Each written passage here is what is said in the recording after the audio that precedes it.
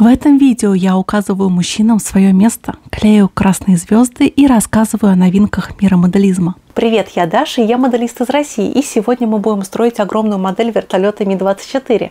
Это советский вертолет, и мне придется на него нанести очень много красных звезд. Рекомендую посмотреть это видео до конца, ведь вас ждет подборка новостей мира моделизма в моем исполнении. А также я вам расскажу, почему я так редко собираю вертолеты. Начала я работу над моделью со сборки рабочих мест экипажа, ведь это логично. И это современная модель от фирмы «Звезда», и в целом сборка проходит легко, и в принципе до этапа покраски на этой модели можно отдохнуть. Конечно, к модели есть претензии. Например, для такого крупного масштаба неплохо бы иметь и клепку на корпусе, и более глубокую расшивку. Но тот, кто хочет заморочиться над кабинностью, тот может внести и клепку, и углубить расшивку самостоятельно.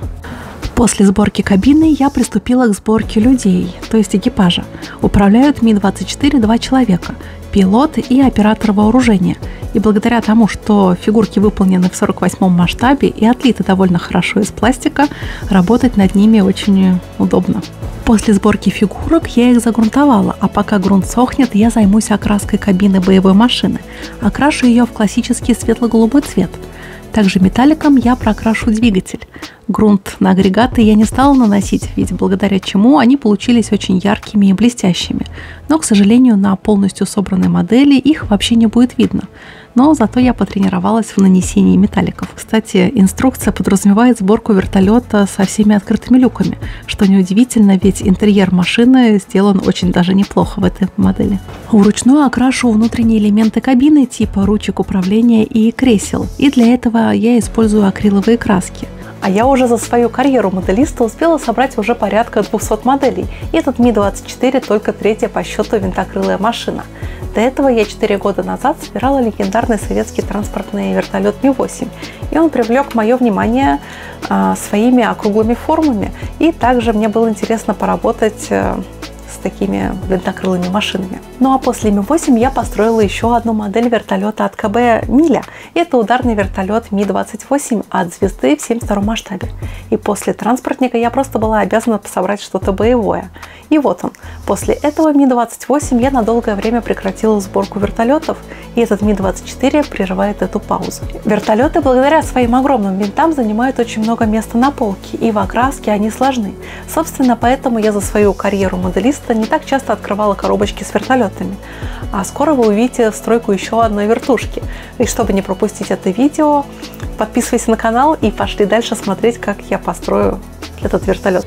А купить модели разных вертолетов можно в магазине «Модельная лавка». Это огромный выбор красок, моделей и инструмента, а также доставка по всей России всеми возможными курьерскими службами и Почтой России.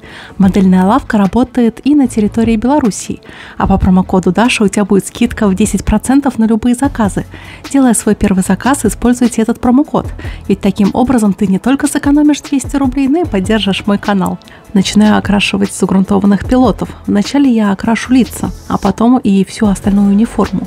Я делаю афганский вариант вертолета, и поэтому пилоты у меня будут одеты в соответствующую форму.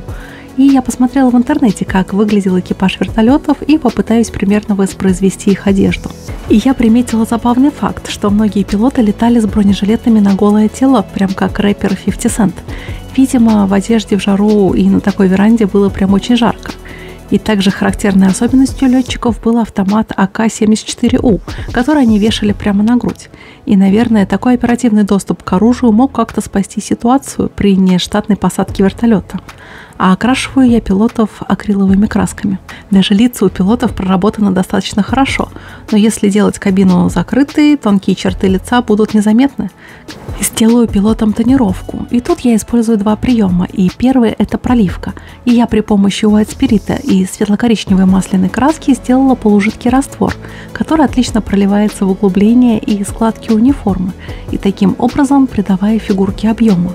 А после высыхания смывки я использую метод сухой кисти, то есть макаю широкую кисть в светло-бежевую краску, вытираю кисточку почти насухо и такой кистью прохожусь по фигурке. И после всех этих манипуляций можно рассаживать экипаж на свои места и замуровать их в кабине навечно. А полет настоящих боевых вертолетов, а вернее их сложный пилотаж, я увидела на празднике, посвященному Дню ВВС летом прошлого года. В частности, там выступала пилотажная группа, летающая на Ми-28. И, кстати, я рекомендую вам посмотреть отдельное видео о пилотажной группе «Беркуты» на моем втором канале «Даша Техник», ссылочку на который ты всегда найдешь в описании к видео. А сам вертолет почти собран, и я поместила кабину в корпус, наклеила маски на стекла десантного отсека, и перед тем, как поставить на свои места стеклянные элементы кабины, я нанесу на них маски, чтобы не мучиться с окраской рамы фонаря. Маски я заранее купила, это немного ускорит работу над моделью, так что мне не надо вырезать малярный скотч. Фонарь кабины у модели сложный, и я даже бы сказала, что ажурной формы, так что вырезать маски из скотча это было бы еще то испытание. А перед началом окраски вертолета в основной цвет давайте взглянем, как вообще могут выглядеть такие винтокрылы. Звезда нам предлагает несколько схем окраски, и основная – это вариант, который воевал в Афганистане. Он характерен типичным для того времени камуфляжем формы клякса, хотя мне кажется, что это больше похоже на амебу. Также мы можем окрасить вертолет в цвета современной российской армии. Это темно-баклажановый цвет. Именно такой цвет используется в учебной части, в Торжке. Цвет, конечно, интересный, но делать я его, конечно, не буду. А самый известный вариант окраски, который частенько мелькал в новостях, это машина, воевавшая в Сирии. И не сильно от него, а по оттенку отошел вариант из армии ГДР. Отличается от предыдущего вариантов лишь только надписью на немецком «Гефахер». И самая любопытная схема окраски у венгерского варианта – темно-серый цвет. В такой ливреи вертолеты выглядят как летательные аппараты из будущего. Также забавно выглядят предупредительные надписи на венгерском. А я буду строить вертолет из Афганистана, так что пошли смотреть, как я это сделаю. Теперь начинаю полноценную окраску модели, и первой деталью, которая попадает мне под аэрограф, будут пусковые блоки для реактивных снарядов. Окрашу их металликом алюминиевого цвета без грунтовки, а потом загрунтую сам фюзеляж вертолета, и для этих целей я использую серый грунт от фирмы АМО. В принципе, это неплохой грунт, но его нужно разбавлять. Одной баночки вам хватит на очень большое количество моделей. После высыхания грунта я окрашу нижние поверхности вертолета в светло-голубой цвет. И на этот раз я даже вроде бы угадала с нужным оттенком. И я просто закрашиваю нижние части машины. После полного высыхания предыдущего слоя мне нужно наклеить маски для того, чтобы получился ровный переход от цвета нижней поверхности к основному цвету боевого вертолета. Я использую обычный малярный скотч от фирмы Мачете, который можно купить в магазине «Модельная лавка». Далее я наношу основной цвет. Так, стоп, это не основной цвет, а цвет камуфляжных пятен. Я буду использовать маски для формирования клякс, и поэтому мне нужно красить было как бы наоборот. Вначале камуфляжный цвет, и уже потом на маски я наношу основной цвет. У меня были опасения, что основной цвет после его нанесения на зеленую базу изменит оттенок, но как потом оказалось, это было не страшно, так как базовый цвет должен немножко отдавать зеленым, так что все нормально. А теперь я наношу маски для камуфляжа на модель, и я их купила специально, и они уже нарезаны нужной формой. Давайте немножко отдохнем от стройки Ми-24, потому что от такого объема работы я уже немножко успела устать. И взглянем, что произошло нового в мире моделизма за эту неспокойную неделю. В прошлом моем видео некоторые комментаторы утверждали, что звезда делает посредственные модели родом из 70-х годов.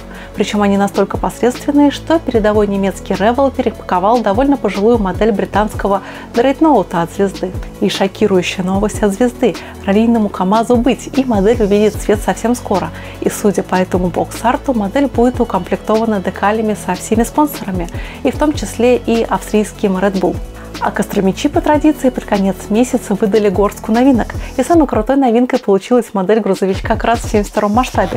Это модель из пластика с покрышками из нового резиноподобного материала. И на этот раз они не стали стесняться и написали название грузовичка как надо – КРАС. И, видимо, костромичи не боятся исков от правообладателя марки КРАС. И угадайте почему. А эту новинку я обязательно буду строить. И весь процесс вам покажу на своем канале. А также привлекла мое внимание модель автобуса на шасси бычка. Я очень люблю изделия Московского автозавода и особенно его позднего этапа жизни. И поэтому тоже я обязательно буду собирать эту модель. И обратите внимание, что эта модель выполнена из смолы в 43-м масштабе. Пошли дальше смотреть, как я строю модель огромного вертолета Ми-24. А также обязательно напишите, какая новинка вам понравилась больше всего. Поверх масок я наношу основной цвет. Просто окрашиваю модель в темно-желтый цвет. После снятия масок модель получилась вполне реалистичной и аккуратной. Этот этап окраски у меня удался, так что радуюсь. И теперь начинаю заниматься ручной работой. Мне нужно окрасить кистью некоторые детали вертолета. Для таких работ отлично подойдут кисти от фирмы Mini Warm Paint. Они созданы специально для моделистов, и у них есть целая линейка кисточек для разных видов работ, которые выполняют обычно моделисты. А также рекомендую подписаться и на мой Дзен-канал. Там каждый день выходят видео о моделизме и о военной и гражданской технике, и мои репортажи с выставок. А в Телеграм-канале можно оперативно отслеживать выход всего нового контента. Ссылочки на все эти ресурсы будут в описании.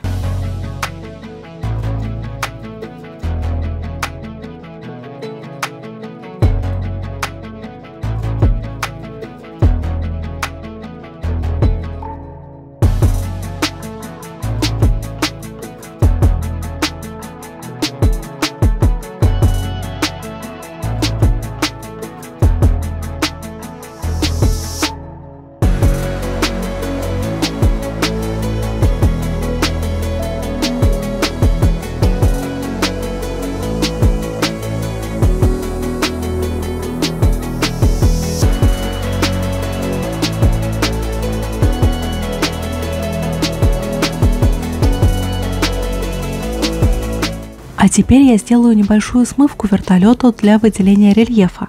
Расшивка тут дана очень условно, так что смывка очень даже пригодится.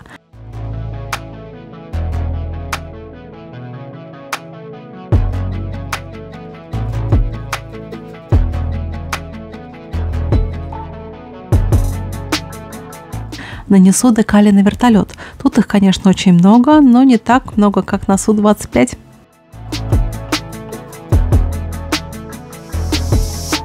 И вот так выглядит модель со всеми нанесенными декалями.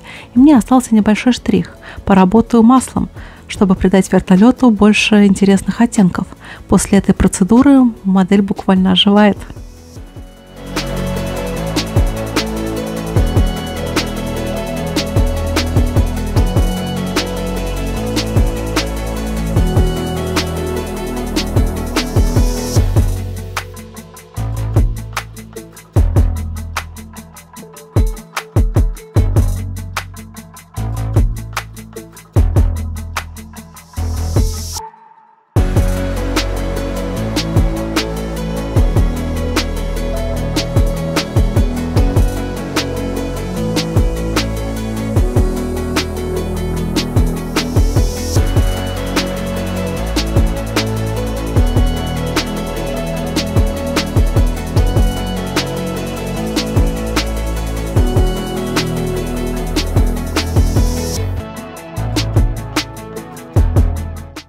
И вот такая винтокрылая машина у меня получилась, и она просто огромная. Пожалуй, самая большая модель, которую я когда-либо делала, не считая ледокола Арктика.